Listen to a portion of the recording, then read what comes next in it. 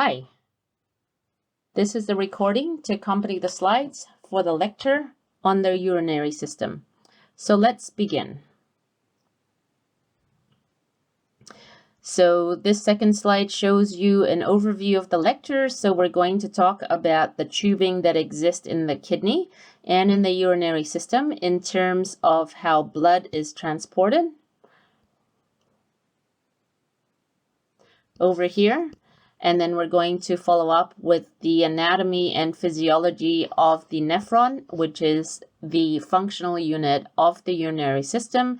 And then we're going to finish off by with a short discussion on the characteristics of urine.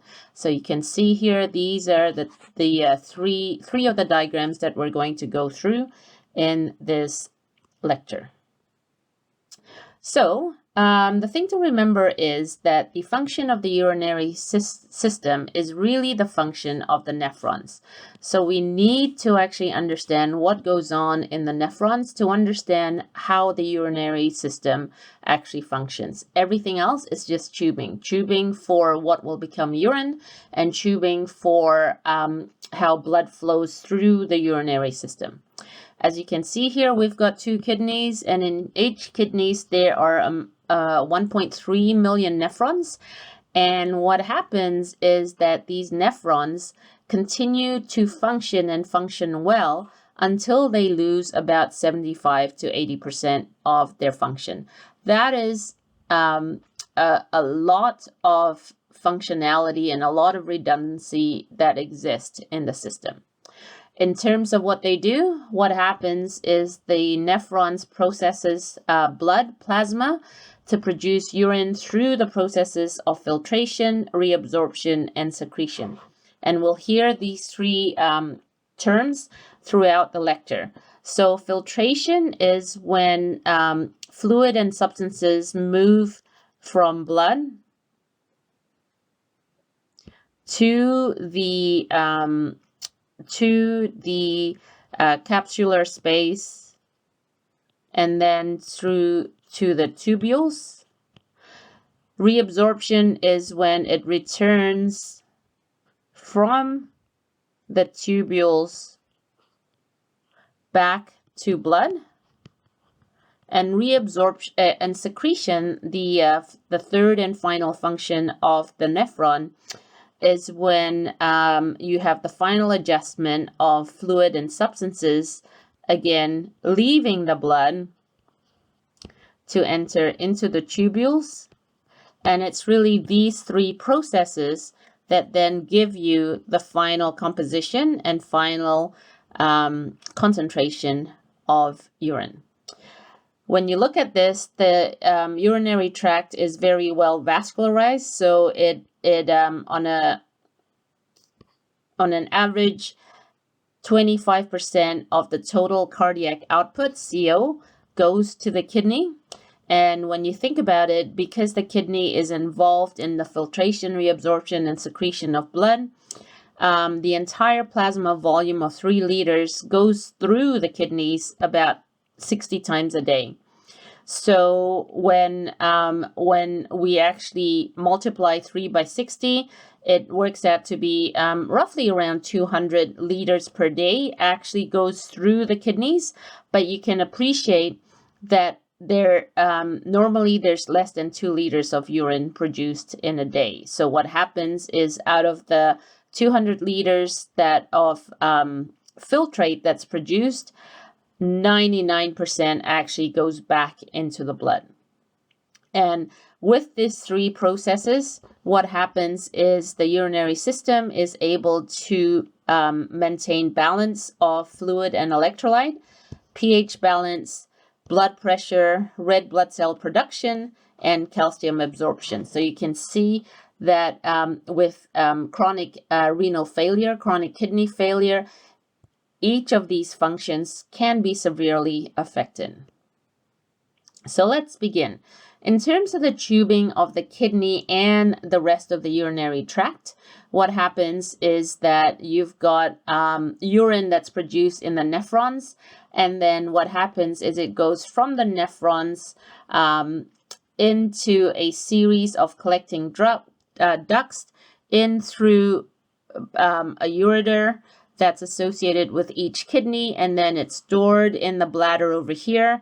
And when it comes time for urination to occur, then both of these urethral sphincters, the external and the internal urethral sphincters, need to relax in order for urination to occur.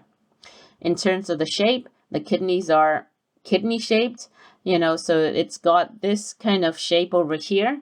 It's protected by a fibrous capsule and covered by a shock-absorbing layer of adipose tissue. It's fist-sized, like the heart, so each of the kidney is fist-sized, and you can see the weight of the kidney is fairly small for it to actually do all the work of producing filtering 200 liters of plasma a day, but at the end of the day, only producing 2 liters of urine. When we look at the blood flow in the urinary system, what we can see here is that blood going into the kidneys starts off from the abdominal aorta. So it leaves the left ventricle, goes in through the aorta, goes down, follows the aorta as it actually goes through the arch and goes down, descending aorta into the abdominal aorta beneath the level of the diaphragm. And from the abdominal aorta, there's a branch leading to the kidney called the renal artery. And so the renal artery is over here, and then it goes and branches off to smaller and smaller arteries within the kidney. So you can see here segmental, interlobar, arcuate, and cortical radiate artery. And then it goes into individual nephrons.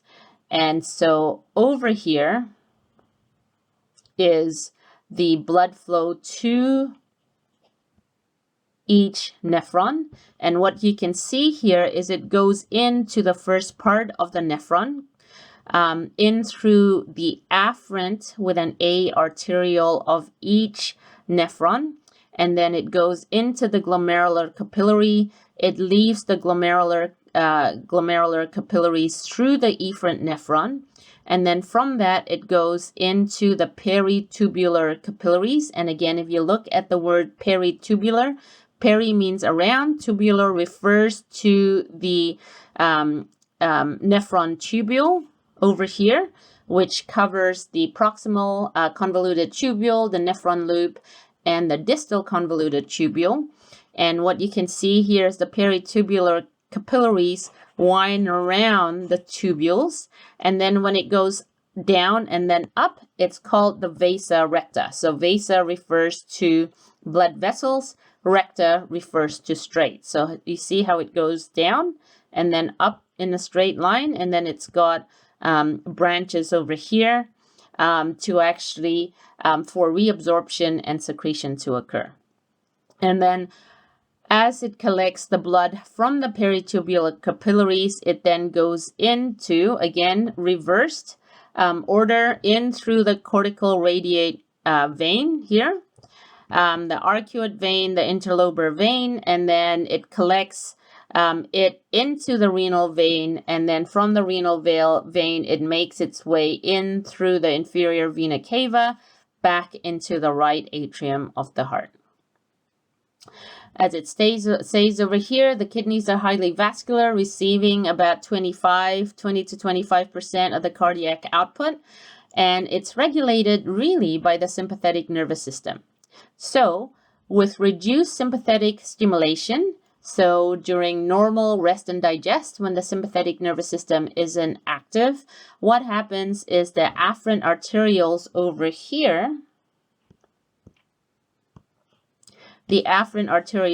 here, that feeds the first part of the nephron vasodilates. So it becomes bigger, so more blood can actually go through the tubules to produce more urine. It increases glomerular filtration rate that we'll talk about later. When the sympathetic stimulation is increased, for example, during those E situations, exercise emergency, embarrassment, excitement, what happens is these same afferent arterioles are constricted. And so with constriction, it means that less blood goes in through the tubules, so less urine is produced, because what we want during instances of increased sympathetic stimulation is we want to retain what would otherwise form urine. And in instances where there is a decrease in blood pressure, what happens is if it drops too much, then the sympathetic nerves will be activated to stimulate renin release and the activation of the renin-angiotensin-aldosterone system. And again, we'll look at that in a bit. And we've also seen the RAS system when we've talked about the endocrine system. When we look at the production of urine throughout the urinary tract, what we can see is that the urine is produced in the renal tubule. So the renal tubule is part of the nephron, and we'll talk about what happens in each nephron in a little bit. But what happens is each nephron produces a little bit of urine. And what happens is the tubules end in a series of collecting ducts. And what happens is those collecting ducts then funnel the urine into the renal papillae. As you can see over here, the renal papillae are bundles of collecting ducts. And then from that, it goes to the minor calyces, the major calyx, and then it's collected in the renal pelvis over here. So in the renal pelvis over here, and then from there, it is collected in the hilum here. And then from the hilum, it goes into the ureters that are found over here. And from the ureters, it is stored in the bladder until urination occurs. So once the urge to urinate occurs, what happens is the bladder will contract. And then what happens is urine that was stored in the bladder then flows through the urethra.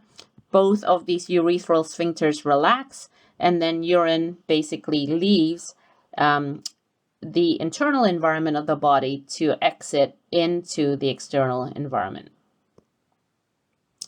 In terms of the layers of within the ureter that collects, that transports urine from each kidney to the bladder, and then the urethra that transports urine to the external environment, there are three main layers. So the inner layer is the epithelial layer, and it's called the urothelium. And the urothelium is made out of transitional epithelium. Remember, the transitional epithelium can be stretched when the bladder is full and relaxed when the bladder is empty. So it resembles columnar epithelium, so tall and skinny when it's empty, and it resembles squamous epithelium, so flat when the bladder is full. In terms of the urothelium, again, there are folds within that. Again, the folds of the urothelium help to stretch the ureter, bladder, and urethra when there's urine flowing through it. And there's also goblet cells, right? Goblet cells, like goblet cells everywhere in the body, produce mucus to aid in the flow and of the substances inside it. So in this case, urine. The middle layer is a layer of smooth muscle. So again, smooth muscle is involuntary. And so in the ureter and the urethra, there are two layers of smooth muscle, longitudinal as well as circular. Whereas in the bladder, because it's a three-dimensional organ, it has a third layer, right? The outer layer is called the adventitia, and it's a layer of fibrous protective covering. In the ureters, it helps to anchor the ureters between the parietal peritoneum, so again, the abdominal cavity and the posterior abdominal wall. So you've got these 3 layers, and then the smooth muscle layer is the thickest one in the middle.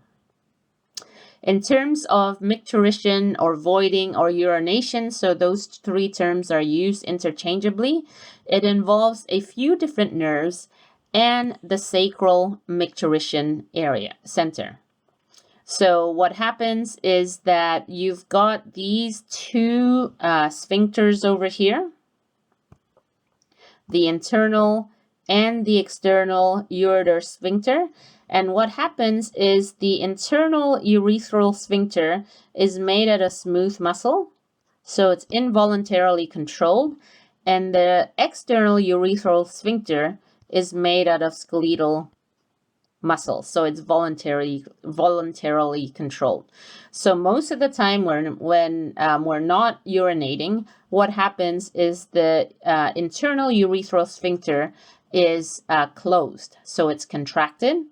And then once we feel the urge to void, what happens is that the skeletal muscle, the skeletal urethral sphincter contract, while the smooth muscle internal sphincter relaxes. So what happens when we have the urge to void is that control goes from involuntary to voluntary. And then when we're ready to void, what happens is then the external urethral sphincter also relaxes.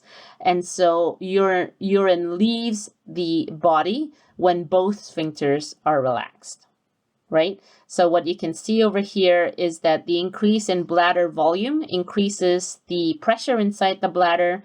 That activates stretch receptor that then sends a signal via the parasympathetic nervous system to the sacral micturition center. The smooth muscle in the bladder contracts, and then what you see is that control goes from the internal involuntary urethral sphincter to the external voluntary skeletal muscle urethral sphincter. And then when both sphincters relax, then urine can leave the urinary system. So I talked a lot about nephrons, and I said that the function of the urinary system is really the function of the nephrons of the kidney, because this is where urine is produced. So each nephron in the kidney is made out of 2 regions. The first one is called the renal corpuscle, and the second one is called the renal tubule. The renal corpuscle is made of the glomerulus, which is a bunch of capillaries, and the glomerular capsule, which is around it. So this is the glomerular capillaries over here, and then the Bowman's capsule or glomerular capsule is around it. So just to let you know, the Bowman's capsule and glomerular capsule will be used interchangeably, as well as the loop of Henle and the nephron loop will also be used interchangeably. All right. So what happens is you've got the corpuscle made out of, as I said, glomerular capillaries and the glomerular capsule. And then the tubule is made out of the proximal convoluted tubule, the nephron loop, and the distal convoluted tubule. And then urine, the final, is collected in the collecting duct. And then it starts making its way through the ureter. Okay, so filtration occurs when fluid and solutes move from the glomerular capillaries in number 1 here to the Bowman's capsule or the glomerular capsule. And the glomerular capsule is continuous with the tubule. And so what happens is the fluid that enters into the glomerular capsule then makes its way through the renal tubule. And in the renal tubule, there are 2 other processes that occur. So you've got tubular reabsorption, where most of the filtered solutes and fluid returns back to the blood. So this is into the peritubular capillaries. And then the third process is secretion, where you've got solutes and fluid moving from the peritubular capillaries back into the tubular space. And then what happens is then the fourth process is urinary excretion. So what you have is you have these four processes over here, and to produce the final version of urine, it basically takes into account everything that's filtered, and it subtracts everything that's absorbed, and then it adds in the little bit that is secreted, right? So excretion of urine is the sum total of filtration minus reabsorption plus secretion. When we look at the nephrons and look at the overview, again, you see the four processes over here. And so what you can see here is filtration only occurs within the renal corpuscle. And filtration is the only thing that happens in the renal corpuscle. And in filtration, what happens is fluid and solutes leave the capillaries, the glomerular capillaries, to enter into the glomerular capsule. Then it goes seamlessly into the first part of the tubules, which is the proximal convoluted tubule, and then goes to the nephron loop, goes into the distal convoluted tubule, and into the collecting duct. And as it goes through the tubules, you've got the next two processes occurring. So different substances gets reabsorbed and secreted at different portions of the renal tubule. So that's why I've got process number 2, reabsorption, and process number 3 happening all the way through the tubules. And then at the end of the day, urine is formed. In terms of this nephron, right, the nephron consists of a renal corpuscle connected to a renal tubule.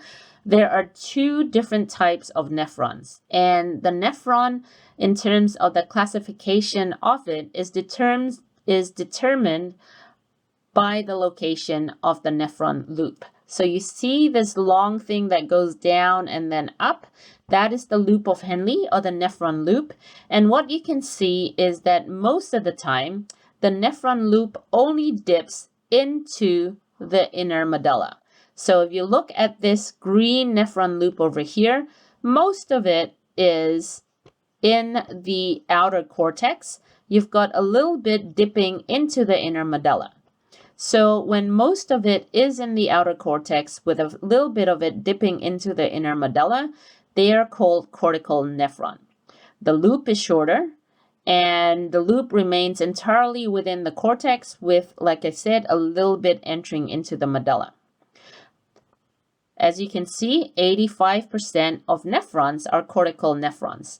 The other 15% are called juxtamedullary nephron, because what happens is the nephron loop is longer, and more of it, or most of it, is in the renal medulla, right? Is in the inner portion over here. So this is the medulla over here. This is the cortex up above. And so what happens, because it's so long and because it dips into the inner medulla, it can actually adjust the final concentration of urine, because it actually will then heavily influence how much water is reabsorbed, how much water returns back from the tubules into the capillaries, right? So you've got the two, the cortical nephron that produces urine, and then you've got the juxtamedullary and nephron that adjusts the final concentration of urine.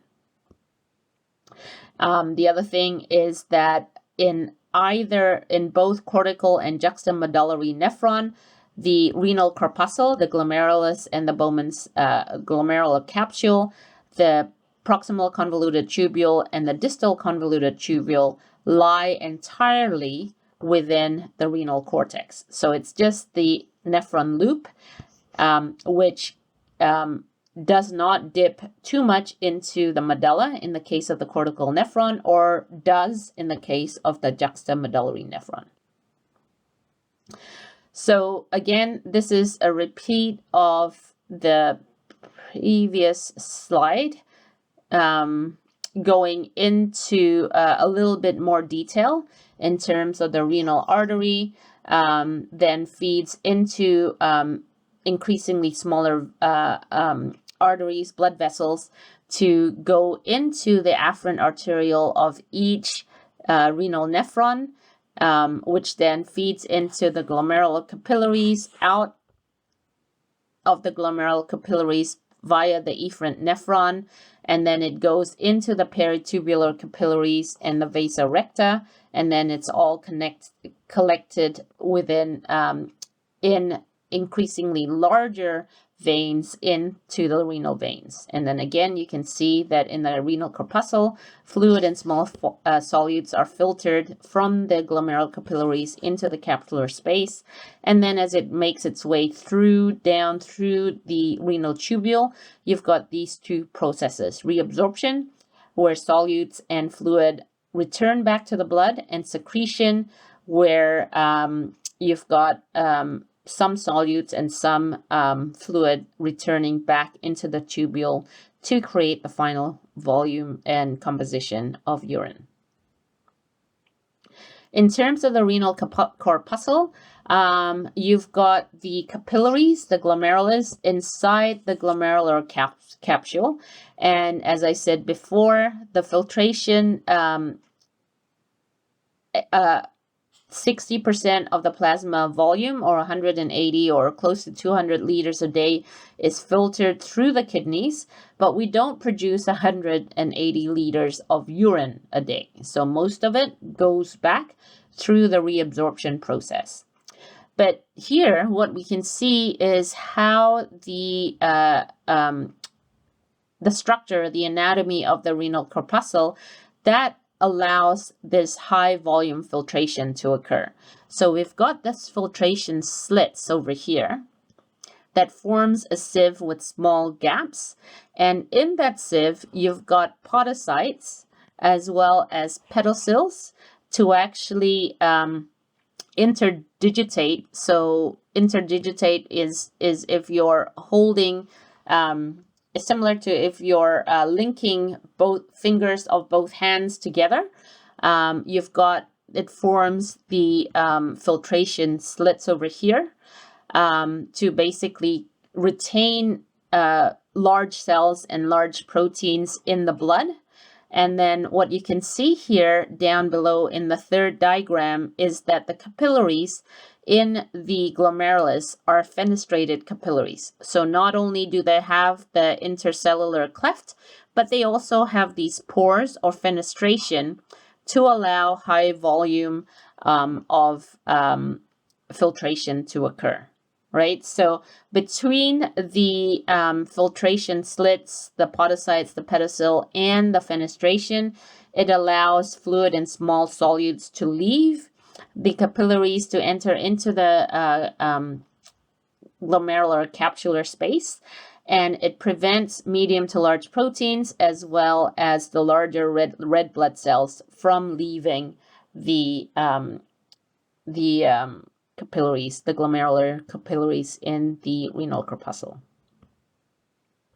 When we get to the renal tubule, as I said, there are 4 different components. The proximal convoluted tubule is this first one over here, and then you've got the nephron loop, and then it ends with the distal convoluted tubule. And what you can see here is that each distal convoluted tubule ends in a collecting duct, and so this is a collecting duct of another nephron. So is this, so is this, so is this, right? So you've got this straight duct that connects several different tubules from several different nephrons along the way. And then the urine is, the final version of urine is collected and flows into the renal papilla and collected into the ureter when it leaves the kidney. In terms of the pressures affecting glomerular filtration, we've got three main pressures. So you've got hydrostatic pressure. There's fluid in the glomerular capillaries as well as fluid in the capsular space. So anytime you have fluid, it exerts a pressure on the walls that keep the fluid in. So the pressure that the blood exerts on the walls of the capillaries is called blood hydrostatic pressure. The pressure that the fluid in the capsular space exerts against its wall, it's called capsular hydrostatic pressure, right? So blood hydrostatic pressure wants to move fluid out of the capillaries into the capsular space, whereas capsular hydrostatic pressure wants to move fluid in the capsular space into the glomerular capillaries.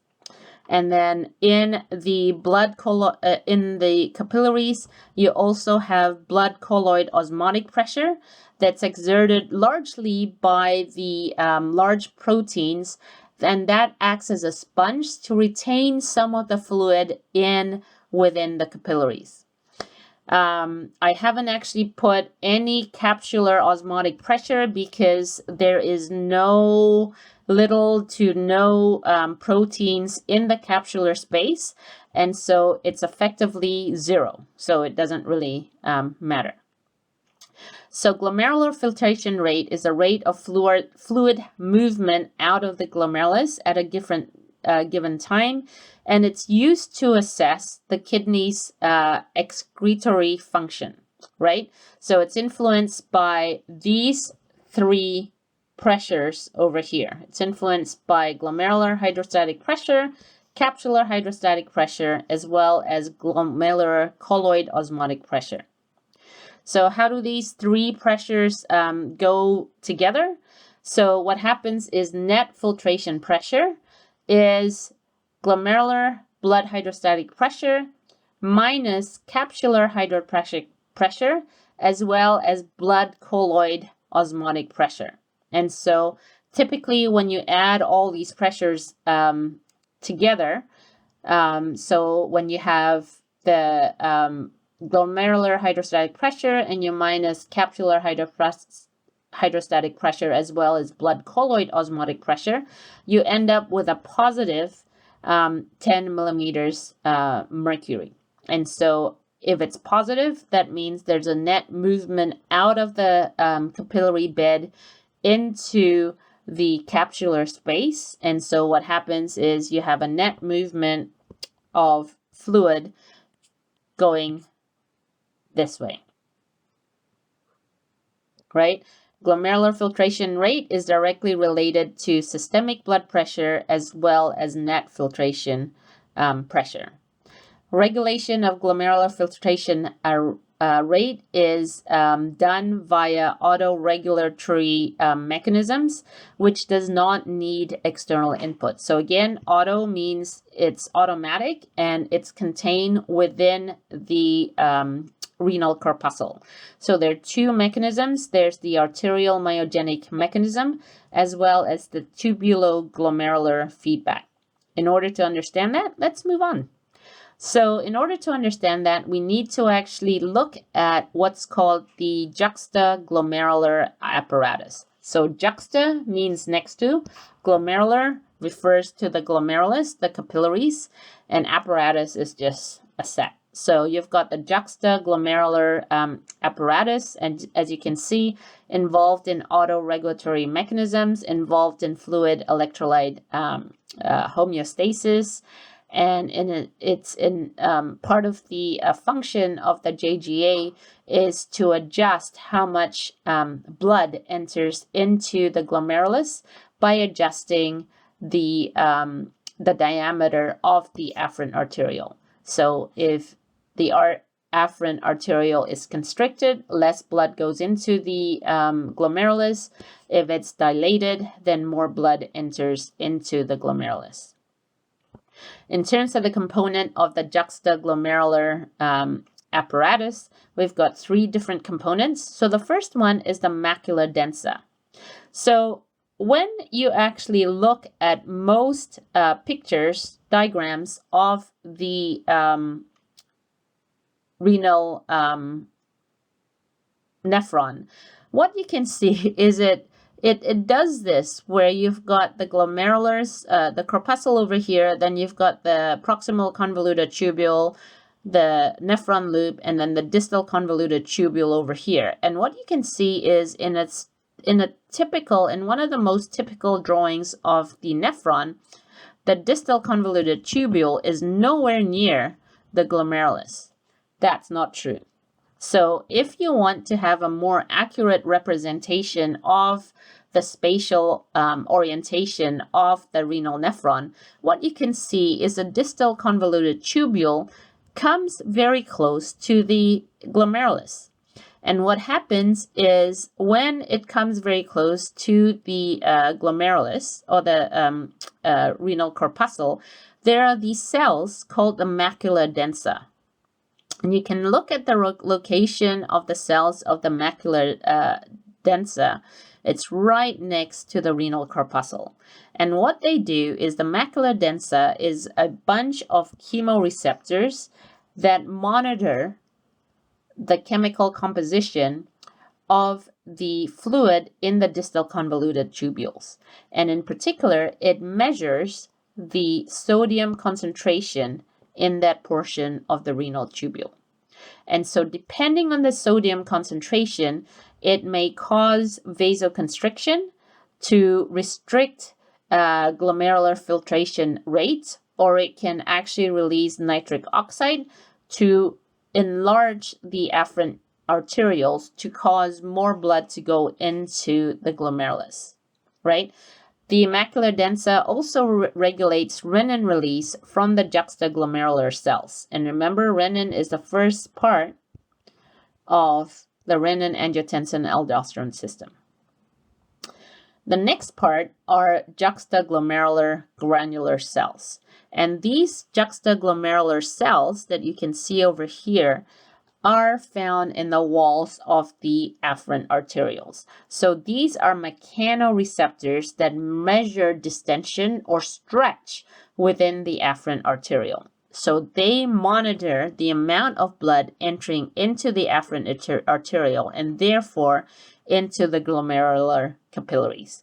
These cells, the JG cells, are also the ones that secrete renin to activate the renin-angiotensin-aldosterone system. The third cells are the mesangial cells, and they are smooth muscle cells which contract or relax to allow less or more blood into the glomerulus, respectively. So how does the autoregulatory mechanisms work? So you see over here, the first autoregulatory mechanisms is called the arterial myogenic mechanism. And what you can see is what happens when systemic blood pressure drops and when systemic blood pressure increases. And what you can see here is that you've got opposite, right? Opposite things occurring when systemic blood pressure drops versus systemic blood pressure increases. So what you need to do is just learn one of it and then know that the other is the reverse, right? So when systemic blood pressure drops, arterial pressure decreases, glomerular filtration rate goes down. And what happens when glomerular filtration rate goes down? The juxtaglomerular cells, the mechanoreceptors, detect a decrease in stretch because there's less blood going into the afferent arteriole. So what happens is it decreases calcium flow into the smooth muscle fibers. The afferent arteriole relaxes, causing vasodilation. And so when vasodilation occurs of the afferent arteriole, more blood enters into the afferent arteriole, glomerular filtration rate returns to normal. When systemic blood pressure increases, that's also increases arterial pressure, also increases glomerular filtration rate. The mechanoreceptors detect an increase in stretch in the afferent arteriole, increases calcium flow into the smooth muscle fibers to cause vasoconstriction of the afferent arteriole. So when you've got vasoconstriction, less blood flows into the afferent arteriole, and therefore glomerular filtration rate decreases down to normal. The second autoregulatory mechanism is called the tubulo-glomerular feedback. So it's the feedback from the tubules back into the glomerulus. And the feedback from the tubules involve the chemoreceptors in the macula densa, right? So again, this sequence over here is the opposite to this sequence over here.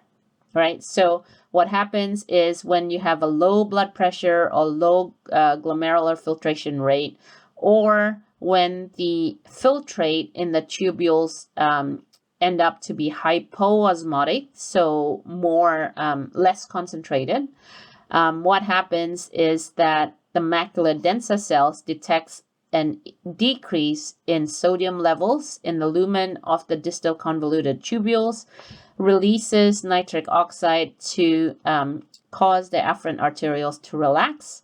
And once the afferent arterioles relax, then more blood goes into the glomerulus to increase glomerular hydrostatic pressure so that GFR increases back to normal.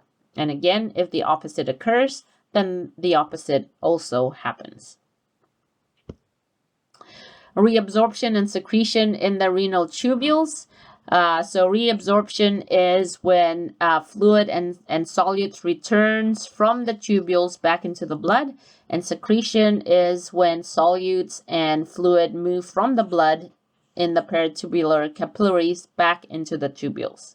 So you can see, I'm not expecting you to memorize all these, just to know that in terms of secretion, you've got secretion of urea, which is where the word urine comes in. And you've got different things being adjusted at different parts, right? So there is water reabsorption in the collecting duct, can be adjusted by the renal angiotensin-aldosterone system and by antidiuretic hormone.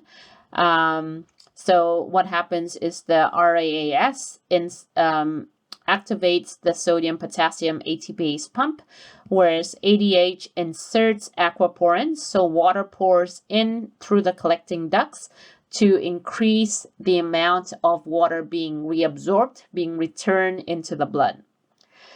Calcium reabsorption can be adjusted with the secretion of parathyroid hormone, which inserts calcium channels to allow more calcium to be reabsorbed from the tubular fluid back into the blood.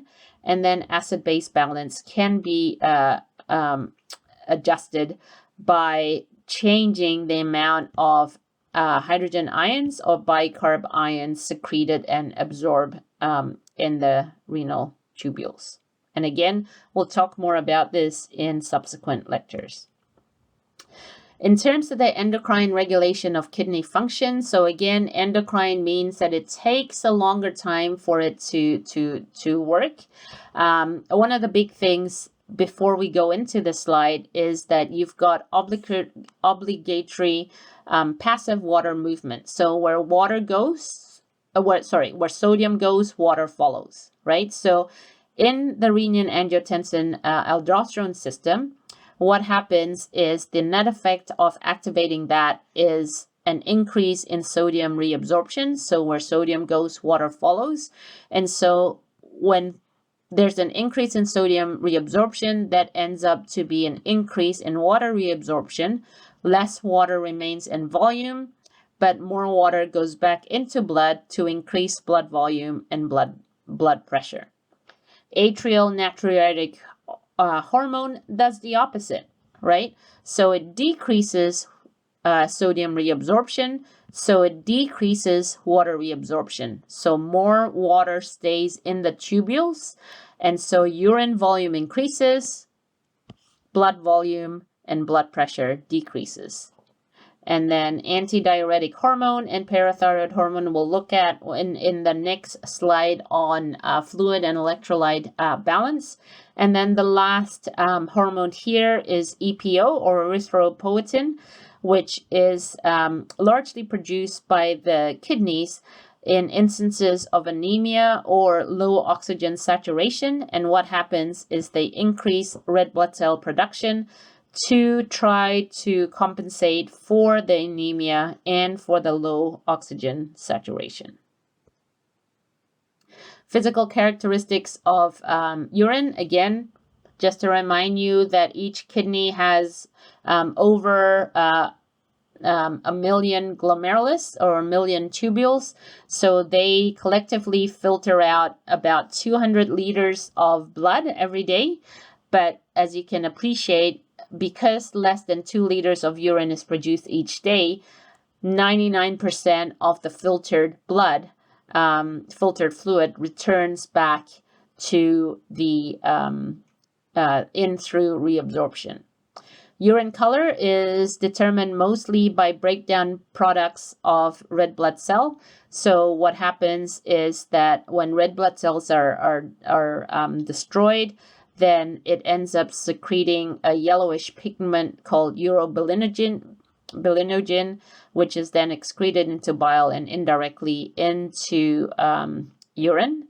And then you've got this just what's normally found in urine. So usually urine is anywhere between a pale yellow to a deep amber, depending on the level of hydration and other things, fluid volume in the body. It's usually odorless.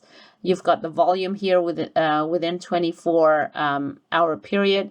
And the interesting thing is that the pH here is varied. So you can see the lower end of the pH is very acidic to very basic. And so this is why the urinary system is involved in regulating pH or acid-base balance. And then you've got the components that give urine its color. You can see that there is some solutes that then add up to specific gravity or give urine its osmolarity. Usually there's no white blood cells in urine, and there's none of these products actually found in urine under normal conditions. And so it means that if any of these products are found, so if urine is found in the urine, if glucose is found in the urine, diabetes mellitus is suspected. If nitrates or leukocytes are found in urine, then there's a suspected infection. And again, with ketones and proteins in blood, you can see that it's suspected that there might be a clinical condition associated with the presence of any of these in urine. And then the last slide with urinalysis or urine analysis. So the volume as well as the color of urine might be an indication to the absence and presence of renal disease. So kidneys must produce at least 500 liters a day of urine in order to get rid of body waste. And so polyuria is defined as having an excessive production of urine, and that may be due to each of these conditions. Normally, urine production sits at around 1 to 2 liters a day.